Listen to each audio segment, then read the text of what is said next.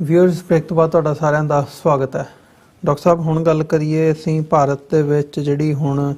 ਧਾਰਾ 370 ਜੰਮੂ ਕਸ਼ਮੀਰ ਦੀ ਨੂੰ ਲੈ ਕੇ ਸੁਪਰੀਮ ਕੋਰਟ ਦਾ ਜਿਹੜਾ ਫੈਸਲਾ ਆਇਆ ਆ ਉਹਦੇ ਤੇ ਜਿੱਥੇ ਇੱਕ ਪਾਸੇ ਉਹਨੇ ਇਹ ਗੱਲ ਕਲੀਅਰ ਕਰ ਦਿੱਤੀ ਹੈ ਵੀ ਵਿਦਿਨ ਦ ਸਿਸਟਮ ਜਿਹੜੀ ਵੀ ਗੱਲ ਤੁਸੀਂ ਜਿਹੜੀਆਂ ਵੀ ਅਸ਼ੋਰੈਂਸਸ ਤੁਸੀਂ ਸੰਵਿਧਾਨਕ ਤੌਰ ਤੇ ਵੀ ਲਈਆਂ ਹੋਈਆਂ ਨੇ ਉਹਨਾਂ ਦੇ ਉੱਤੇ ਵੀ ਕੋਈ ਭਰੋਸਾ ਨਹੀਂ ਹੈਗਾ। ਅਲਟੀਮੇਟਲੀ ਇਵੈਂਚੁਅਲੀ ਉਹਨਾਂ ਨੇ ਬਾਏ ਹੁੱਕ ਔਰ ਬਾਏ ਕਰੁੱਕ ਜਿਹੜੀ ਸਿੰਪਲ ਮੈਜੋਰਿਟੀ ਦੇ ਆਧਾਰ ਦੇ ਉੱਤੇ ਫੈਸਲਾ ਹੋਣਾ ਤੇ ਉਹਦੇ ਥੱਲੇ ਮਾਈਨੋਰਿਟੀਜ਼ ਦਾ ਜਿਹੜਾ ਅੱਗੇ ਵਧਣ ਦਾ ਜਾਂ ਜਿਹੜੀ ਉਹਨਾਂ ਦੀ ਪ੍ਰੋਸਪੈਰਿਟੀ ਹੈਗੀ ਆ ਉਹਦੇ ਤੇ ਸਿੱਧਾ ਹੀ ਕੁਐਸਚਨ ਮਾਰਕ ਲੱਗ ਜਾਂਦਾ ਹੈ। ਤੇ ਜੇ ਉਹਨੂੰ ਦੂਜੇ ਪਾਸਿਓਂ ਦੇਖਣਾ ਹੋਵੇ ਜੇ ਉਹਨਾਂ ਨੇ ਹੋਰ ਵੀ ਕੋਈ ਵਿੰਗ ਬਲੇਮਾ ਪਾ ਕੇ ਜਿਵੇਂ ਇਸ ਮਾਮਲੇ 'ਚ ਵੀ ਕੀਤਾ ਵੀ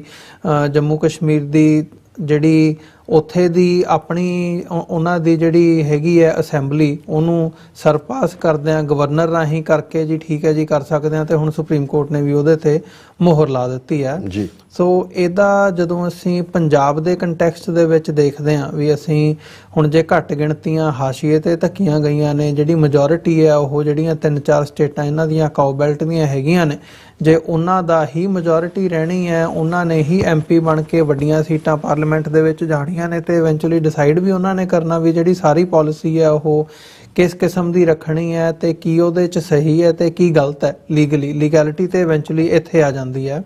ਤੇ ਪੰਜਾਬ ਦੇ ਲਈ ਜਿਹੜਾ ਪੰਜਾਬ ਹੁਣ ਤੱਕ ਜਿਹਨੇ ਮੋਦੀ ਦੇ ਰੱਥ ਨੂੰ ਡੱਕਿਆ ਆ 2014 ਤੋਂ ਲੈ ਕੇ ਅਸੀਂ ਅੱਜ ਤੱਕ ਦਾ ਸਮਾਂ ਦੇਖਦੇ ਹਾਂ ਬੀਜੇਪੀ ਦੇ ਪੈਰ ਨਹੀਂ ਪੰਜਾਬ ਦੇ ਵਿੱਚ ਲੱਗੇ। ਉਹ ਕੋਸ਼ਿਸ਼ ਕਰਦੇ ਆ ਖੱਬਿਓਂ ਸੱਜਿਓਂ ਲੀਡਰ ਇਧਰੋਂ ਕੱਢ ਉਧਰੋਂ ਕੱਢ ਅੱਜ ਵੀ ਮਤਲਬ ਅੱਜ ਦੀ ਡੇਟ ਦੇ ਵਿੱਚ ਵੀ ਉਹ ਸਾਰਾ ਜੋੜ ਤੋੜ ਚੱਲ ਰਿਹਾ ਆ। ਦੂਜੀ ਪਾਰਟੀਆਂ ਦੇ ਨਾਲ ਵੀ ਜਿਹੜੀ ਗੱਲਬਾਤ ਹੈ ਉਹ ਹੋ ਰਹੀ ਹੈ। ਸੋ ਇਵੈਂਚੁਅਲੀ ਪੰਜਾਬ ਦੀਆਂ ਕੀ ਆਪਸ਼ਨਸ ਨਜ਼ਰ ਆ ਰਹੀਆਂ ਨੇ ਚੋਣਾਂ ਵੀ ਹੁਣ ਆਉਣ ਵਾਲੇ ਸਮੇਂ ਦੇ ਵਿੱਚ ਅਸੀਂ ਦੇਖ ਰਹੇ ਹਾਂ ਸਰਗਰਮੀਆਂ ਉਸ ਲੈਵਲ ਦੇ ਉੱਤੇ ਚੱਲ ਰਹੀਆਂ ਨੇ। देखो ये बड़े फिक्र वाली गल है सिर्फ मेरे वालों जां पंथक हल्कियां दी गल करन वालियां वालों ही फिक्र नहीं है। ईवन साउथ इंडिया जिथे कि दलित ये महसूस करते हैं वो भावें महाराष्ट्र के दलित होण जां अदरवाइज होण उन्होंने भी ये नज़र आ रहा है कि भाई जिहड़ी ब्राह्मणवाद की लाइन के थल्ले इन्होंने जो काम शुरू किया होया और ईवन ਅਸੀਂ ਜ਼ਿਕਰ ਕੀਤਾ ਸੀ ਕਿ ਪੋਲੀਟੀਕਲ ਅਰੀਨਾ ਦੇ ਵਿੱਚ ਹੁਣ ਤੁਸੀਂ ਦੇਖੋਗੇ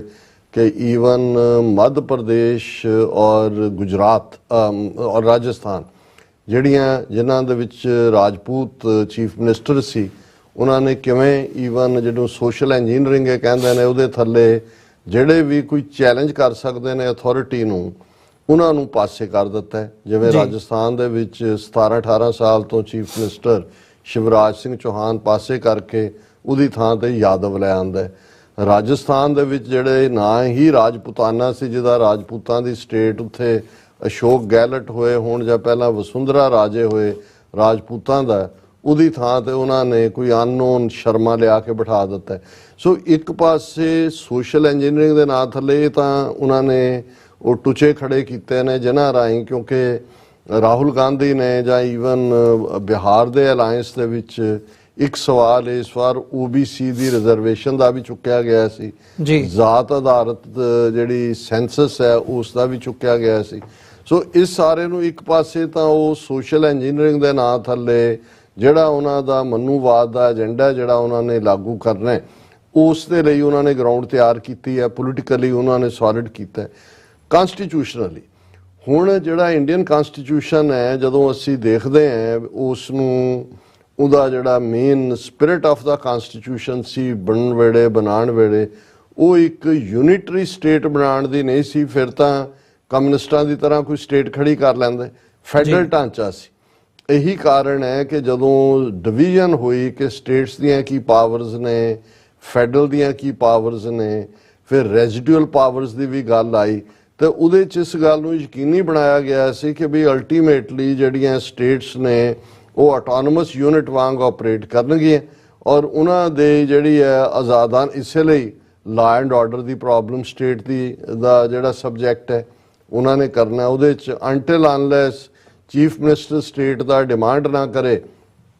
ਕਿ ਉਸ ਨੂੰ ਸੈਂਟਰਲ ਫੋਰਸਿਸ ਚਾਹੀਦੀਆਂ ਉਹ ਆ ਹੀ ਨਹੀਂ ਸੀ ਸਕਦੀਆਂ। ਇਸੇ ਤਰ੍ਹਾਂ ਐਜੂਕੇਸ਼ਨ ਦਾ ਮਹਿਕਮਾ ਸੀ ਕਿ ਐਜੂਕੇਸ਼ਨ ਕੀ ਲੈਂਗੁਏਜ ਕਿਹਦੇ 'ਚ ਪੜ੍ਹਾਉਣਾ ਹੈ 2 ਲੈਂਗੁਏਜ ਫਾਰਮੂਲਾ 3 ਲੈਂਗੁਏਜ ਇਹ ਸਟੇਟ ਨੇ ਡਿਸਾਈਡ ਕਰਨਾ। ਈਵਨ ਵਾਟਰ ਦਾ ਇਸ਼ੂ ਜਿਹਨੂੰ ਜਦੋਂ ਅਸੀਂ ਪੰਜਾਬ 'ਚ ਕਹਿੰਦੇ ਆ ਜੀ ਇਹ ਤਾਂ ਇੰਟਰਨੈਸ਼ਨਲ ਰਾਈਪੇਰੀਅਨ ਲਾਅ ਦੇ ਥੱਲੇ ਵੀ ਇੰਡੀਅਨ ਕਨਸਟੀਟਿਊਸ਼ਨ ਵੀ, ਕਿਉਂਕਿ ਕਨਸਟੀਟਿਊਸ਼ਨ 'ਚ ਕੋਈ ਪਾਣੀਆਂ ਨੂੰ ਜਿਹੜਾ ਉਹ ਜਿਵੇਂ ਮਾਈਨਸ ਗੋਲਡ ਦੂਜੇ ਤੀਜੇ ਇਹ ਤਾਂ ਫੈਡਰਲ ਸਬਜੈਕਟ ਮੰਨਿਆ ਗਿਆ, ਕਿਤੇ ਨਾ ਕਿਤੇ ਉਹਨਾਂ ਨੇ ਬਣਾ ਲਿਆ। ਹਾਲਾਂ ਉਹਦੇ 'ਚ ਵੀ ਉਹਨਾਂ ਨੂੰ ਰਾਇਲਟੀ ਦੇਣੀ ਪੈਂਦੀ ਹੈ ਜਿਹਨਾਂ ਸਟੇਟਾਂ 'ਚੋਂ ਕੋਲੇ ਤੋਂ ਲੈ ਕੇ ਸੋਨਾ ਚਾਂਦੀ ਜੋ ਵੀ ਨਿਕਲਦਾ। ਲੇਕਿਨ ਅਸੀਂ ਦੇਖਦੇ ਹਾਂ ਵੀ ਫਿਰ ਓਵਰਆਲ ਜਦੋਂ ਅਸੀਂ ਇਸ ਪੀਰੀਅਡ 'ਚ ਦੇਖਦੇ ਹਾਂ ਕਿ ਕਿਵੇਂ ਸਟੇਟਸ ਨੂੰ ਕ੍ਰਿਪਲ ਕਰਦੇ ਚਲੇ ਗਏ, ਕਿਵੇਂ ਆਰਟੀਕਲ 356 ਦਾ ਮਿਸਯੂਜ਼ ਕਰਕੇ ਉਹਨਾਂ ਨੇ ਪਹਿਲੀ ਸਟੇਟ ਕੇਰਲਾ ਦੀ ਤੋੜੀ 47 ਤੋਂ ਬਾਅਦ, ਫਿਰ ਪੈਪਸੂ ਜਿਹੜੀ state Patiala and eastern Punjab state union ਸੀ ਤੇ ਅਕਾਲੀਆਂ ਦੀ ਹਕੂਮਤ ਸੀ ਗਿਆਨ ਸਿੰਘ ਰਾੜੇਵਾਲਾ ਦੇ ਥੱਲੇ 1950s ਦੇ ਵਿੱਚ, ਉਹਨੂੰ ਤੋੜਿਆ। ਔਰ ਫਿਰ ਪੰਜਾਬ 'ਚ ਜੇ 1966 'ਚ ਪੰਜਾਬੀ ਸੂਬਾ ਬਣਨ ਤੋਂ ਬਾਅਦ ਅਸੀਂ ਦੇਖਦੇ ਹਾਂ ਕਿ ਜਿੰਨੀਆਂ ਸਕਸੈਸਿਵ ਅਕਾਲੀ ਹਕੂਮਤਾਂ ਜਸਟਿਸ ਗੁਰਨਾਮ ਸਿੰਘ ਜਾਂ ਬਾਦਲ ਦੀ ਇਨੀਸ਼ੀਅਲ ਪੀਰੀਅਡ ਉਹਨੂੰ ਉਹ ਤੋੜ ਦਿੰਦੇ ਰਹੇ ਆਨੇ ਬਹਾਨੇ ਨਾਲ, ਕਿਉਂਕਿ ਸੈਂਟਰ ਕੋਲ ਪਾਵਰ ਸੀ। ਇੰਦਰਾ ਗਾਂਧੀ ਜਦੋਂ ਐਮਰਜੈਂਸੀ ਤੋਂ ਬਾਅਦ ਟੁੱਟੀ ਹੈ ਤਾਂ ਜਨਤਾ ਪਾਰਟੀ ਦੀਆਂ 8-9 ਸੂਬਿਆਂ 'ਚ ਸਰਕਾਰਾਂ ਬਣੀਆਂ, SVD ਉਹਨੂੰ ਕਹਿੰਦੇ ਸੰਯੁਕਤ ਵਿਧਾਇਕ ਦਲ, ਪਰ ਉਹ ਚੱਲ ਨਹੀਂ ਸਕੀ ਸਟੇਟ। ਡਿਸਾਈ ਦੀ ਫੈਡਰਲ ਮਿਨਿਸਟਰੀ ਟੁੱਟੀ, ਜਦੋਂ ਇੰਦਰਾ ਗਾਂਧੀ 80s ਵਾਪਸ ਆਈ ਉਹਨੇ ਇੱਕੋ ਝਟਕੇ ਨਾਲ ਸਾਰੀਆਂ 8 ਹੀ ਸਟੇਟਾਂ ਦੀਆਂ ਅਸੈਂਬਲੀਆਂ ਤੋੜਤੀਆਂ, ਇਲੈਕਸ਼ਨਾਂ ਕਰਾਈਆਂ ਔਰ ਕਾਂਗਰਸ ਵਾਪਸ ਆਈ। ਸੋ ਇਹ ਤਾਂ ਔਰ ਇਹੀ ਕਾਰਨ ਸੀ ਕਿ ਜਿਹੜਾ ਆਨੰਦਪੁਰ ਦਾ ਮਤੇ ਦੇ ਵਿੱਚ ਫੈਡਰਲ ਸਟਰਕਚਰ ਦੀ ਗੱਲ ਸੀ ਕਿ ਆਟੋਨੋਮਸ ਹੋਣ, ਇਹ ਸਾਰੇ ਭਾਰਤ ਦੇ ਵਿੱਚ ਫੈਡਰਲ ਢਾਂਚੇ ਨੂੰ ਲਾਗੂ ਕਰਨ ਦੀ ਗੱਲ ਸੀ ਜੀ। ਹੁਣ ਅਸੀਂ ਆਰਟੀਕਲ 370 ਦੀ ਐਬਰੋਗੇਸ਼ਨ ਜੋ ਬਿਲਕੁਲ ਡਿਕਟੇਟੋਰੀਅਲ ਤਰੀਕੇ ਦੇ ਨਾਲ 5 ਅਗਸਤ 2019 ਨੂੰ ਕੀਤੀ ਗਈ, 35A ਵੀ ਉਡਾ ਦਿੱਤਾ ਗਿਆ ਔਰ ਲਦਾਖ ਨੂੰ ਅੱਡ ਯੂਨੀਅਨ ਟੈਰੀਟਰੀ ਬਣਾ ਦਿੱਤਾ। ਈਵਨ ਜੰਮੂ ਕਸ਼ਮੀਰ ਨੂੰ ਵੀ ਜੰਮੂ ਕਸ਼ਮੀਰ ਨੂੰ ਵੀ ਯੂਨੀਅਨ ਟੈਰੀਟਰੀ ਬਣਾ ਦਿੱਤਾ। ਹੁਣ ਇਹਦੇ 'ਚ ਕੋਈ ਸ਼ੱਕ ਨਹੀਂ ਹੈ ਕਿ ਲਾਅ ਕਿਸੇ ਵੀ ਮੁਲਕ ਦੀ ਪਾਰਲੀਮੈਂਟ ਬਣਾਉਂਦੀ ਹੈ, ਲੇਕਿਨ ਵੈਦਰ ਜਿਹੜਾ ਲਾਅ ਬਣਿਆ ਹੈ ਉਹ ਜਿਹੜਾ ਕਨਸਟੀਟਿਊਸ਼ਨ ਹੈ ਉਸ ਮੁਲਕ ਦਾ ਉਹਦੇ ਨਾਲ ਮੇਲ ਖਾਂਦਾ ਹੈ, ਕਨਸਟੀਟਿਊਸ਼ਨਲ ਹੈ ਜਾਂ ਅਨਕਨਸਟੀਟਿਊਸ਼ਨਲ ਹੈ, ਇਹ ਸੁਪਰੀਮ ਕੋਰਟ ਡਿਸਾਈਡ ਕਰਦਾ ਹੈ ਮੁਲਕ ਦਾ ਕਿ ਭਾਈ ਇਹ ਲਾਅ ਅਨਕਨਸਟੀਟਿਊਸ਼ਨਲ। ਜੇ ਹੁਣ ਟਰੰਪ ਨੇ ਕਿਹਾ ਜੀ ਆ ਇੰਨੇ ਮੁਲਕਾਂ ਤੋਂ ਕਿੰਨੇ 8 ਕੇ ਕਿੰਨੇ ਇਸਲਾਮਿਕ ਮੁਲਕ ਸੀ ਉੱਥੋਂ ਆਉਣ ਵਾਲਿਆਂ ਤੇ ਪਾਬੰਦੀ, ਉਹਨੂੰ ਸਟ੍ਰਾਈਕ ਡਾਊਨ ਕਰਤਾ ਕੋਰਟ ਨੇ, ਅਮਰੀਕਾ ਨੇ ਵੀ ਅਨਕਨਸਟੀਟਿਊਸ਼ਨਲ ਹੈ। ਸੋ ਇਸੇ ਤਰ੍ਹਾਂ ਅਸੀਂ ਹੋਰ ਵੀ ਬਹੁਤ ਸਾਰੀਆਂ ਚੀਜ਼ਾਂ ਦੇਖਦੇ ਹਾਂ ਜੀ, ਕਿਉਂਕਿ ਜਿਹੜਾ ਕੋਰਟ ਹੈ ਉਹ ਲਾਅ ਬਣਾਉਂਦਾ ਨਹੀਂ ਹੈ, ਪਰ ਜਿਹੜਾ ਕੋਈ ਵੀ ਨਵਾਂ ਲਾਅ ਪਾਰਲੀਮੈਂਟ ਪਾਸ ਕਰਦੀ ਹੈ ਜਾਂ US ਕਾਂਗਰਸ ਪਾਸ ਕਰਦੀ ਹੈ, ਅਮਰੀਕਨ ਕੰਟੈਕਸਟ ਕਹਿਣਾ ਹੋਵੇ, ਉਹ ਦੇਖਦੇ ਨੇ ਕਿ ਵੀ ਕੀ ਇਹ ਕਨਸਟੀਟਿਊਸ਼ਨਲ ਹੈ ਕਿ ਨਹੀਂ। ਹੁਣ ਇਸ ਗੱਲ ਦੀ ਬਹੁਤ ਹੋਪ ਸੀ ਬਹੁਤਿਆਂ ਨੂੰ, ਜਦੋਂ ਕਿ ਸਾਨੂੰ ਨਹੀਂ ਸੀ। ਸਾਨੂੰ ਤਾਂ ਪਤਾ ਸੀ ਕਿ ਵੀ ਇਸ ਵੇਲੇ ਉਹ ਲੈਜਿਸਲੇਚਰ ਹੋਏ, ਐਗਜ਼ੈਕਟਿਵ ਹੋਏ, ਜੁਡੀਸ਼ਰੀ ਹੋਏ, ਮੀਡੀਆ ਹੋਏ, ਇਹ ਇਹਨਾਂ ਕਾਹੂਟਸ ਨੇ, ਸਭ ਹਿੰਦੂਤਵੀਆਂ ਨੇ ਇਹਨਾਂ ਨੂੰ ਕੰਟਰੋਲ ਕੀਤਾ ਹੋਇਆ। ਹੁਣ ਜਦੋਂ 5 ਅਗਸਤ 2019 ਨੂੰ ਜੰਮੂ ਕਸ਼ਮੀਰ ਦਾ ਸਟੇਟਸ ਖਤਮ ਕੀਤਾ ਜਾਂਦਾ, ਇਮੀਡੀਏਟਲੀ 100 ਤੋਂ ਜ਼ਿਆਦਾ ਪੈਟੀਸ਼ਨ ਜਿਹੜੇ ਸਟੇਕ ਹੋਲਡਰਸ ਨੇ ਆਡਡ ਉਹਨਾਂ ਵੱਲੋਂ ਸੁਪਰੀਮ ਕੋਰਟ 'ਚ ਜਾਂਦੀਆਂ। 4 ਸਾਲ ਉਹ ਫਾਈਲਾਂ ਤੇ ਬੈਠੇ ਰਹਿੰਦੇ ਨੇ। ਫਿਰ ਚੰਦਰਚੂੜ ਬਣਦਾ ਹੈ, ਉਹ ਇੱਕ ਕਨਸਟੀਟਿਊਸ਼ਨਲ ਬੈਂਚ ਬਣਾ ਦਿੰਦਾ, 4 ਜਾਂ 5 ਦਾ ਆਪ ਚੇਅਰਮੈਨ ਬਣ ਜਾਂਦਾ। ਉਹ ਪਟੀਸ਼ਨਾਂ ਦੀ ਸੁਣਵਾਈ ਕੁਝ ਹਫ਼ਤੇ ਪਹਿਲਾਂ ਜਾਂ 2-3 ਮਹੀਨੇ ਪਹਿਲਾਂ ਹੀ ਸ਼ੁਰੂ ਹੁੰਦੀ ਹੈ। ਉਦੋਂ ਬਹੁਤਿਆਂ ਨੂੰ ਲੱਗਦਾ ਸੀ ਜੀ ਉਹਨੇ ਸੋਲੀਸਿਟਰ ਜਨਰਲ ਨੂੰ ਝਾੜ ਪਾਈ ਇੱਧਰ, ਲੇਕਿਨ ਇਨ ਦਾ ਐਂਡ ਅਸੀਂ ਦੇਖਦੇ ਹਾਂ ਜਿਹੜਾ ਸੁਪਰੀਮ ਕੋਰਟ ਦਾ ਡਿਸੀਜਨ ਹੈ, ਨਾ ਸਿਰਫ ਹੁਣ ਇੱਕ ਤਾਂ ਇਹ ਹੈ ਕਿ ਵੀ ਆਰਟੀਕਲ 370 ਔਰ 35A ਹਮੇਸ਼ਾ ਲਈ ਖਤਮ। ਸਟੇਟਹੁੱਡ ਦੇ ਉੱਤੇ ਵੀ ਕੋਈ ਸੁਪਰੀਮ ਕੋਰਟ ਨੇ ਉਹਨਾਂ ਨੂੰ ਡਾਇਰੈਕਟ ਨਹੀਂ ਕੀਤਾ ਕਿ ਵੀ ਤੁਸੀਂ ਇੰਨੀ ਤਰੀਕ ਤੱਕ ਉਹਨੂੰ, ਉਹਨਾਂ ਨੇ ਸੋਲੀਸਿਟਰ ਜਨਰਲ ਕਿਹਾ ਜੀ ਅਸੀਂ ਬਣਾ ਦੇਵਾਂਗੇ, ਸੁਪਰੀਮ ਕੋਰਟ ਨੇ ਉਹਨੂੰ ਮੰਨ ਲਿਆ। ਈਵਨ ਯੂਨੀਅਨ ਟੈਰੀਟਰੀ ਦੀਆਂ ਇਲੈਕਸ਼ਨਾਂ ਲਈ ਵੀ ਉਹਨਾਂ ਕਿਹਾ ਜੀ ਠੀਕ ਹੈ ਸਤੰਬਰ ਤੋਂ ਪਹਿਲਾਂ ਕਰਾ ਦਿਓ। ਉਹ ਕੱਲ ਨੂੰ ਉਹਨਾਂ ਦਾ ਇਲੈਕਸ਼ਨ ਕਮਿਸ਼ਨਰ ਜਾ ਕੇ ਕਹਿ ਦੇਗਾ ਕਿ ਜੀ ਅਜੇ ਉੱਥੇ ਹਾਲਾਤ ਨਾਰਮਲ ਨਹੀਂ ਹੈਗੇ, 2 ਘਟਨਾਕ੍ਰਮ ਕਰਾ ਦੇਣਗੇ। ਇਹ ਤਾਂ ਉਹਦਾ ਤਾਂ ਭੋਗ ਪਾਇਆ ਹੀ ਪਾਇਆ। ਪਰ ਇਸ ਦਾ ਜਿਵੇਂ ਮੈਂ ਕਿਹਾ ਵੀ ਸਾਊਥ ਦੇ ਵਿੱਚ ਖਾਸ ਤੌਰ ਤੇ ਦਰਾਵੜ ਸਿਵਲਾਈਜੇਸ਼ਨ ਦਾ ਜਿਹੜੀ ਹੈ ਤਮਿਲਾਂ ਦੀ, ਔਰ ਜਿਹੜਾ ਉਹਨਾਂ ਨੇ ਵੀ ਮਹਿਸੂਸ ਕੀਤਾ, ਔਰ ਜਿਹੜੇ ਰੋਸ਼ਨ ਦਿਮਾਗ ਥੋੜੇ ਬਹੁਤ ਸਮਝਦੇ ਨੇ ਕਿ ਭਾਰਤ ਕਿਸ ਡਾਇਰੈਕਸ਼ਨ ਨੂੰ ਜਾ ਰਿਹਾ ਹੈ। ਔਰ ਪੰਜਾਬ ਦੇ ਮੁੱਦੇ ਤੇ ਤਾਂ ਸਾਡੇ ਬਿਲਕੁਲ ਹੀ ਅਕਲ ਤੋਂ ਅੰਨੇ ਜਿਹੜੇ ਬਹੁਤ ਸਾਰੇ ਐਨਾਲਿਸਟ ਨੇ ਉਹਨਾਂ ਨੂੰ ਤਾਂ ਨਹੀਂ, ਪਰ ਕੁਛਕ ਨੂੰ ਇਹ ਨਜ਼ਰ ਆਇਆ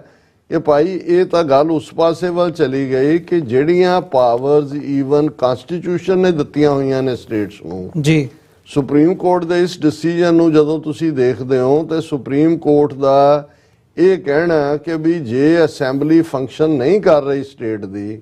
ਗਵਰਨਰ ਰੂਲ ਹੈ, ਸਟਿਲ ਪਾਰਲੀਮੈਂਟ ਕੋਈ ਵੀ ਡਿਸੀਜਨ ਲੈ ਸਕਦੀ ਹੈ, ਇਨਕਲੂਡਿੰਗ ਕਿ ਉਹਨੇ ਜਿਹੜੀ ਹੈ ਟੈਰੀਟਰੀ ਕਿਸ ਸਟੇਟ ਦੀ ਕੀ ਰੱਖਣੀ ਹੈ। ਇਹ ਤਾਂ ਫਿਰ ਉਸੇ ਆਈਡੀਆ ਵਾਲੀ ਲਿਜਾ ਰਿਹਾ ਜਿਹੜਾ ਇੱਕ ਸਟੇਜ ਦੇ ਉੱਤੇ ਫਲੋਟ ਹੋ ਰਿਹਾ ਸੀ ਕਿ ਵੀ ਜਦੋਂ ਹੋਇਆ ਵੀ ਰਿਬੈਲੀਅਸ ਪੰਜਾਬ ਨੂੰ ਕਿਵੇਂ ਪ੍ਰਭਾਵਿਤ ਕਰੇਗਾ, ਕਿ ਭਾਈ ਉਹਨਾਂ ਨੇ ਆ ਜਿਹੜੇ ਪਠਾਨਕੋਟ ਗੁਰਦਾਸਪੁਰ ਕਹਿੰਦੇ ਹਿਮਾਚਲ ਨਾਲ ਲਾ ਦਿਓ, ਫਿਰੋਜ਼ਪੁਰ ਫਰੀਦਕੋਟ ਰਾਜਸਥਾਨ ਨਾਲ ਲਾ ਦਿਓ, ਅੰਮ੍ਰਿਤਸਰ ਗੁਰਦਾਸਪੁਰ ਅੰਮ੍ਰਿਤਸਰ ਔਰ ਜਲੰਧਰ ਲੁਧਿਆਣਾ ਇਹ 3 ਯੂਨੀਅਨ ਟੈਰੀਟਰੀ ਬਣਾ ਕੇ ਸਿੱਧਾ ਕੰਟਰੋਲ ਨਾ ਰਹੇ ਬਾਂਸ ਨਾ ਵਜੇ ਬੰਸਰੀ। ਕਿਉਂਕਿ ਇਹ ਆਉਣ ਵਾਲੇ ਪੀਰੀਅਡ 'ਚ ਅਸੀਂ ਦੇਖਾਂਗੇ ਕਿ ਕਿੰਨੀ ਪਾਵਰ ਸੁਪਰੀਮ ਕੋਰਟ ਦੇ ਇਸ ਡਿਸੀਜਨ ਨੇ ਜਿਹੜੀ ਅਨਕਨਸਟੀਟਿਊਸ਼ਨਲ ਹੈ। ਜੇ ਹੁਣ ਗੱਲ ਤਾਂ ਉਹੀ ਹੈ ਕਿ ਵੀ ਜੇ ਖੁਦ ਹੀ ਉਲਟੀ ਵਾੜ ਖੇਤ ਕੋ ਖਾਏ, ਜਿਵੇਂ ਭਾਈ ਗੁਰਦਾਸ ਜੀ ਨੇ ਕਿਹਾ ਸੀ, ਵਾੜ ਤਾਂ ਹੁੰਦੀ ਹੈ ਖੇਤ ਨੂੰ ਪ੍ਰੋਟੈਕਟ ਕਰਨ ਦੇ ਲਈ, ਤੇ ਜੇ ਵਾੜ ਹੀ ਖੇਤ ਨੂੰ ਖਾਣ ਲੱਗ ਜਾਏ ਤਾਂ ਖੇਤ ਨੂੰ ਕੌਣ ਪ੍ਰੋਟੈਕਟ ਕਰ ਸਕਦਾ। ਸੋ ਇਹ ਤਾਂ ਖਾ ਹੀ ਰਹੇ ਸੀ ਸਟੇਟਸ ਦੀਆਂ ਪਾਵਰਸ। ਇਹਨਾਂ ਨੇ ਜੇ ਲਾ ਐਂਡ ਆਰਡਰ ਸਟੇਟ ਨੂੰ ਮਿਲਿਆ ਹੋਇਆ ਸੀ ਤੇ ਇਹਨਾਂ ਨੇ ਨੈਸ਼ਨਲ ਸਿਕਿਉਰਿਟੀ ਦੇ ਨਾਂ ਥੱਲੇ NIA ਦੀ ਬਾਡੀ ਕ੍ਰੀਏਟ ਕਰ ਲਈ। ਉਹਨਾਂ ਨੇ ਕਿਹਾ ਜੀ ਵੀ ਜਿਹੜਾ ਨੇਸ਼ਨ ਦੀ ਸਿਕਿਉਰਿਟੀ ਔਰ ਇੰਟੈਗ੍ਰਿਟੀ ਨੂੰ ਖਤਰਾ ਹੋਏ ਉਹ ਸਟੇਟ ਦਾ ਸਬਜੈਕਟ ਨਹੀਂ ਹੈ। ਉਹ ਨਤੀਜਾ ਪੰਜਾਬ ਦੇ 21-22 ਜ਼ਿਲ੍ਹਿਆਂ 'ਚ ਹਰ ਡਿਸਟ੍ਰਿਕਟ ਹੈੱਡਕੁਆਰਟਰ ਦੇ ਵਿੱਚ NIA ਦਾ ਦਫ਼ਤਰ ਖੋਲ੍ਹ ਦਿੱਤਾ। ਹੁਣ ਜਿੰਨੇ ਕੇਸ ਨੇ, ਜੇ ਭਾਈ ਅੰਮ੍ਰਿਤਪਾਲ ਸਿੰਘ ਤੋਂ ਲੈ ਕੇ ਹੁਣ ਵੀ ਜਿਹੜੇ ਚੱਕੇ ਜਾ ਰਹੇ ਨੇ, ਉਹਦੇ 'ਚ ਅੱਗੇ ਹੁੰਦਾ ਸੀ ਕਿ ਜੇ ਈਵਨ ਕਿਸੇ ਨੇ ਕੋਈ ਗੁਨਾਹ ਕਿਸੇ ਹੋਰ ਟੈਰੀਟਰੀ ਜਾ ਕੇ ਕੀਤਾ, ਉੱਥੋਂ ਦੀ ਪੁਲਿਸ ਨੇ ਆਣਾ, ਉਹਨੇ ਪਹਿਲਾਂ ਸਟੇਟ ਨੂੰ ਇਨਫੋਰਮ ਕਰਨਾ, ਉਸ ਥਾਣੇ ਦੀ ਪੁਲਿਸ ਉਹਨੂੰ ਅਕੰਪਨੀ ਕਰਦੀ ਸੀ ਨਾਲ ਗ੍ਰਿਫਤਾਰ ਕਰਨ ਦੇ ਲਈ। ਹੁਣ ਤਾਂ ਪਤਾ ਹੀ ਨਹੀਂ ਲੱਗਦਾ, ਈਵਨ ਪੁਲਿਸ ਨੂੰ ਪਤਾ ਨਹੀਂ ਹੁੰਦਾ ਵੀ ਬੰਦਾ ਚੁੱਕ ਕੇ ਕਿੱਥੇ ਲੈ ਗਏ, ਕਿਉਂਕਿ ਜੀ NIA ਦੀ ਟੀਮ ਆਈ ਔਰ ਉਹ ਲੈ ਗਈ ਚੁੱਕ ਕੇ। ਹੁਣ ਇਹੀ ਹਾਲ ਐਜੂਕੇਸ਼ਨ ਦੇ ਮਾਮਲੇ 'ਚ ਹੈ। ਜੇ ਐਜੂਕੇਸ਼ਨ ਸਟੇਟ ਸਬਜੈਕਟ ਹੈ, ਉਹਨਾਂ ਨੇ ਯੂਨੀਵਰਸਿਟੀ ਗ੍ਰਾਂਟਸ ਕਮਿਸ਼ਨ, ਦੂਜੇ ਤੀਜੇ ਸਿਲੇਬਸ ਬਣਾਉਣ ਦਾ ਰਾਈਟ, ਔਰ ਦੂਜਾ ਉਹ ਐਸਾ ਬਣਾਇਆ ਕਿ ਵੀ ਉਹ ਵੀ ਤੁਹਾਡੇ ਤੋਂ ਲੈ ਲਿਆ। ਔਰ ਇਹਦੇ ਥੱਲੇ ਤਾਂ ਈਵਨ ਜਿਹੜੀ ਮਰਜ਼ੀ ਸਟੇਟ ਨੂੰ ਤੋੜ ਕੇ ਜਿੱਧਰ ਮਰਜ਼ੀ ਰਲਾ ਦੇਣ। ਸੋ ਮੈਂ ਸਮਝਦਾ ਹਾਂ ਕਿ ਬਈ ਇਹ ਡਿਸੀਜਨ ਜਿਹੜਾ ਹੈ ਕਸ਼ਮੀਰੀਆਂ ਦਾ ਤਾਂ ਜੋ ਹੋਇਆ ਸੋ ਹੋਇਆ ਹੀ ਹੋਇਆ, ਲੇਕਿਨ ਇਹ ਬਹੁਤ ਵੱਡਾ ਜਿਹੜਾ ਇਹ ਚੈਲੰਜ ਬਣ ਕੇ ਖਲੋ ਗਿਆ। ਇਸ ਵੇਲੇ ਸਿੰਪਲ ਮੈਜੋਰਿਟੀ ਦੇ ਨਾਲ ਪਾਰਲੀਮੈਂਟ ਦੇ ਵਿੱਚ ਕੋਈ ਵੀ ਲੈਜਿਸਲੇਸ਼ਨ ਪਾਸ ਕਰਕੇ ਤੁਹਾਡੀ ਸਟੇਟ ਦੀ ਹੋਂਦ ਨੂੰ ਵੀ ਖਤਮ ਕੀਤਾ ਜਾ ਸਕਦਾ ਹੈ, ਜਿਵੇਂ ਕਿ ਜੰਮੂ ਕਸ਼ਮੀਰ ਸਟੇਟ ਦੀ ਹੋਂਦ ਨੂੰ ਕੀਤਾ ਗਿਆ। ਜੀ ਡਾਕਟਰ ਸਾਹਿਬ, ਬਿਲਕੁਲ ਇੱਕ ਵੱਡਾ ਸਵਾਲ ਹੈ ਸਾਡੇ ਸਾਰਿਆਂ ਦੇ ਸਾਹਮਣੇ ਇਸ ਵਕਤ। ਸੋ ਵਿਊਅਰਸ, ਇੱਕ ਕਮਰਸ਼ੀਅਲ ਬ੍ਰੇਕ ਤੋਂ ਬਾਅਦ ਦੁਬਾਰਾ ਗੱਲਬਾਤ ਨੂੰ ਕੰਟੀਨਿਊ ਕਰਾਂਗੇ।